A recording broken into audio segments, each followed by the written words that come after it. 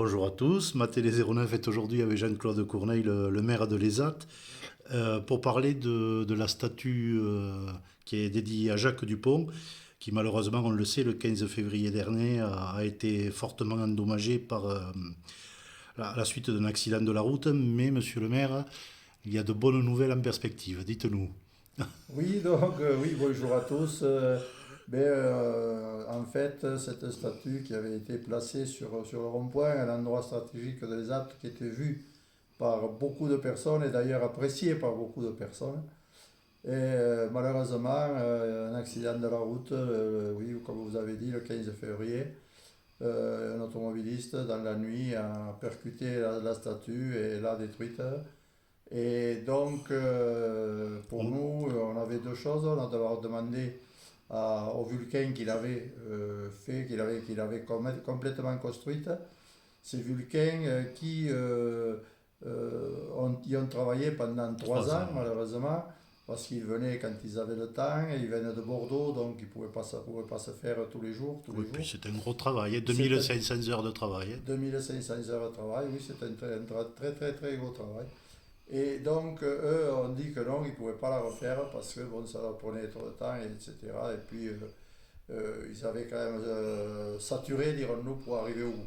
Oui, et ce Voilà, qui a du coup suscité beaucoup d'émoi chez les Atois qui se sont totalement appropriés cette sculpture c'est vrai, et c'est qui vrai. tenaient à rendre hommage à Jacques À Dupont Jacques Dupont, oui, qui parce avait que laissé un excellent souvenir dans la ville. c'est ça, Jacques Dupont qui était un gentil garçon, il n'avait pas d'ennemis, hein. Jacques Dupont, c'était l'ami de tout le monde, c'était la personne qui discutait avec tout le monde, c'était une personne très très très affable, très gentille. Et donc, tout le monde l'aimait bien sur la commune. Donc, j'ai réfléchi un peu et puis, avec les adjoints et le conseil municipal, nous avons décidé de la reconstruire, coûte que coûte, dirons-nous. Et donc, il s'avère que de toute façon, la personne qui a heurté la statue est assurée, a une assurance tout risque. Et de ce fait, donc, nous avons nous avons fait faire un devis par un artisan local, pour ne pas le nommer, c'est Monsieur Bouche, qui va le refaire, qui s'est engagé à refaire cette statue. Et donc, lorsque les assurances se seront mis d'accord et auront validé ce devis qu'il nous a fait, c'est un devis quand même conséquent, hein, puisqu'il est un peu plus de 30 000 euros. C'est pas rien, mais voilà.